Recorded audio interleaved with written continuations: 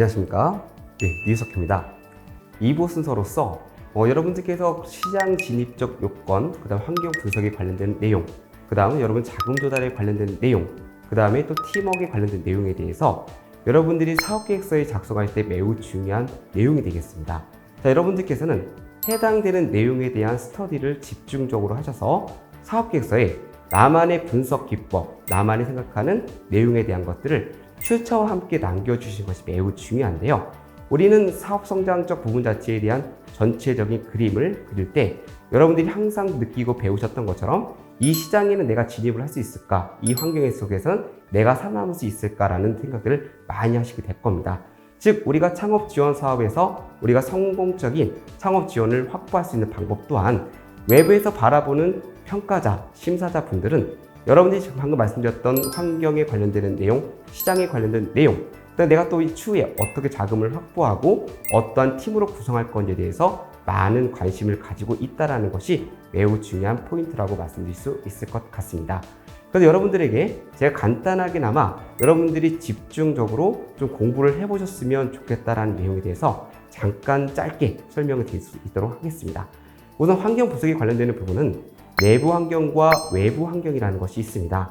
특히 내부 환경이라고 표현하는 것은 내 아이템과 관련해서 우리 회사를 관련돼서 우리는 어떠한 강점과 약점이 있는지를 찾아보게 되는 내용이라고 보실 수 있습니다.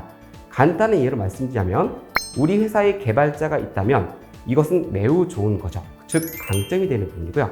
만약 개발자가 없다고 했을 경우에는 이건 우리 회사의 약점이 된다는 점, 이런 점을 좀 생각해 주시면 좋을 것 같습니다. 특히 우리는 내부 환경에 관련돼서 3C라고 하는 내용을 가지고 설명을 하게 되는데요.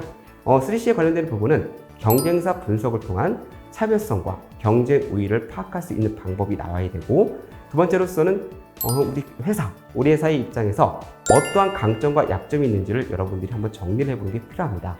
그리고 세 번째로서는 커스터머성, 우리의 소비자, 수요자, 우리와 함께 협력해 줄 수 있는 업체들은 어디가 있는지를 여러분들이 발굴해서 이들과 함께 우리들이 해볼 수 있는 여러 가지 비즈니스 모델을 만들어 보는 게 중요합니다. 이어서 외부 환경에 관련되는 부분은 패스트라고 하는 걸 통해서 정책적, 경제적, 사회적, 기술적이라는 내용을 통해 가지고 내가 하고자 하는 아이템 같은 것들이 웹에서는 어떠한 기회와 위협이 있는지를 여러분들께서 한번 파악을 해보시는 것이 매우 중요합니다. 즉, 환경 분석을 통해서 우리가 방금 살짝 들어보셨던 것처럼 강점, 약점, 기회, 위협에 대한 부분 자체는 수학 분석에 대한 내용으로 들어가는 내용이기 때문에 이 해당되는 내용을 종합적으로 우리가 편성을 하고 제청해서 우리에게 필요한 활용 방안과 대책 방안을 수립하는 것이 매우 중요한 내용이라고 볼 수 있습니다. 자, 또 두 번째로서는 시장 세분화에 관련된 내용으로서 STP라고 하는 툴을 사용하고 있습니다. 특히 S라고 하는 것은 세그멘테이션에 관련된 내용으로서 여러분 잘 알고 계시는 바로 탐샘썸에 대한 내용을 통해 우리의 시장 규모를 파악해내는 것이 매우 중요한 포인트라고 볼 수 있고요. 그다음 타겟에 관련되는 부분은 우리의 고객과 시장이 만날 수 있는 모든 루트를 고민하셔서 말 그대로 우리가 가장 이상적으로 가져갈 수 있는 타겟을 만들어내는 것이 매우 중요한 포인트라고 말씀드릴 수 있을 것입니다.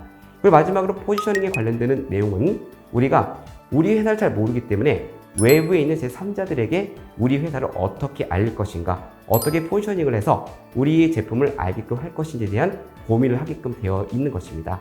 우리는 이 내용을 연결성을 가져갈 수 있도록 하는 부분이 바로 포피라고 하는 마케팅 믹스를 통해서 프로덕트라고 하는 제품이 있다는 전제 하에 두 번째 프라이스, 가격을 결정하고 세 번째로서는 어디다 팔 것이에 대한 플레이스, 그 마지막으로는 프로모션을 통해서 회사에 대한 홍보, 그 다음에 제품에 대한 광고, 그 다음에 소비자에게 이익을 줄 수 있는 이벤트를 어떻게 할 것이다 라는 것을 제안하게 되고요. 이를 통해서 우리 회사의 전략, 시장 진입에 대한 전략적 부분을 여러분이 작성하신 후 마케팅으로서 활용함으로써 인해 우리 회사를 알리고 우리 제품이 팔릴 수 있도록 유도하는 방법이 필요하다는 것입니다.